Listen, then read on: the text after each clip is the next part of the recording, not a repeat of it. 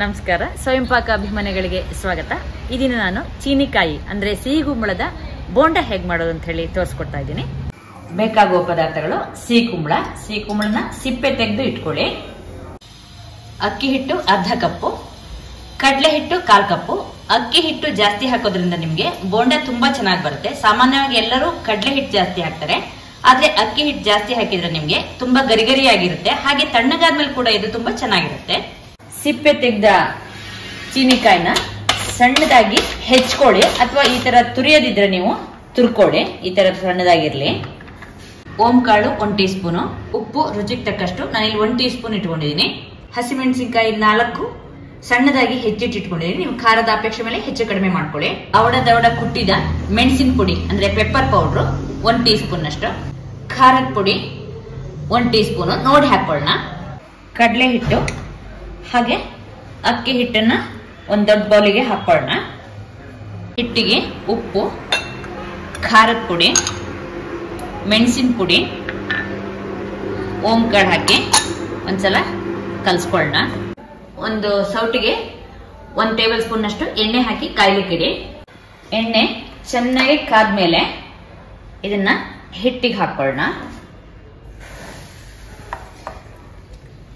ಹಿಟ್ಟಿಗೆ ನೋಡ್ಕೊಂಡು ಹಾಕೊಳ್ಳೋಣ. ಹಿಟ್ಟನ್ನ ಚೆನ್ನಾಗಿ ಕೈನಲ್ಲೇ ಕಲ್ಸ್ಕೊಳ್ಳೋಣ. ಎಣ್ಣೆ ನಿಮ್ಗೆ ಹಿಟ್ಟಿಗೆ ಚೆನ್ನಾಗಿ ಹಿಡಿಬೇಕು.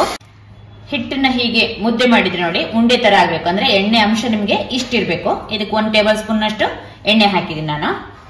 ಹಸಿಮೆಣಸಿನಕಾಯಿ ಹೆಚ್ಚಿದ್ದು ಹಾಗೆ ಈ ಸಿಹಿಗುಂಬಳ ಹೆಚ್ಚಿದ್ ಕೂಡ ಹಾಕೊಳ್ಳೋಣ. ನೋಡ್ಕೊಂಡು ಹಾಕೊಳ್ಳೋಣ. ಹಾಗೆ ಒಂದ್ಸಲ ಕಲ್ಸ್ಕೊಡಿ.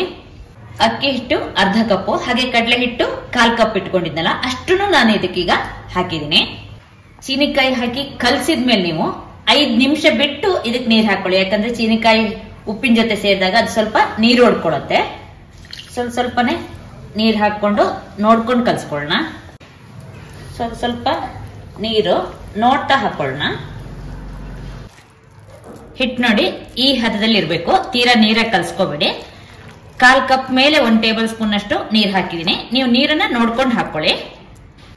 ಎಣ್ಣೆನ ಬಾಡ್ಲಿಗೆ ಹಾಕಿ ಕಾಯ್ಲಿಕ್ಕೆ ಇಟ್ಟಿದೆ. ಈಗ ಎಣ್ಣೆ ಚೆನ್ನಾಗಿ ಕಾದಿದೆ.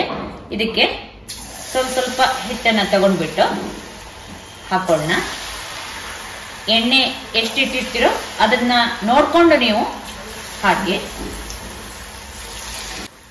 ಸ್ವಲ್ಪ ಮೇಲ್ಮೈ ಬೆಂದ ಮೇಲೆ ಇದನ್ನ ತಿರ್ಸಿ ಹಾಕೊಳ್ಳಿ.